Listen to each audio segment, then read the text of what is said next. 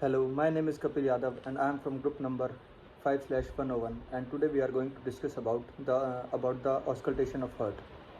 So while we auscultation of heart, we have to ask the patient to breathe out on every auscultation point where we auscultate.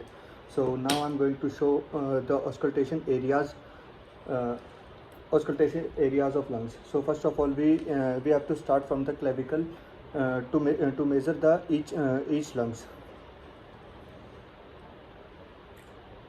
and further move to the upper lobe of the right and of the both of the lungs, and then middle of the right lung and the left lower lobe of the right lung.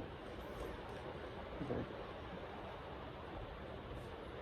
Like this, and after we finish by the lower lobe of the each lungs. After that, we have to auscultate the lungs from the posterior aspect also. For the posterior aspect, we need to auscultate the apex of each lung, which is start from the above of the scapula. After that, move with the midline to avoid the scapula, as we listen to the upper lobe.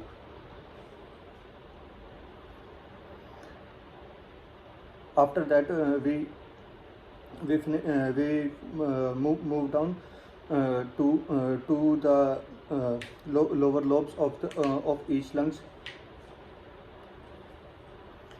and we have this is all the areas of the auscultation of the lungs, and we do not avoid the breathing while we auscultating. We need to ask the patient to breathe over and over again while we auscultating the lungs areas. Thank you.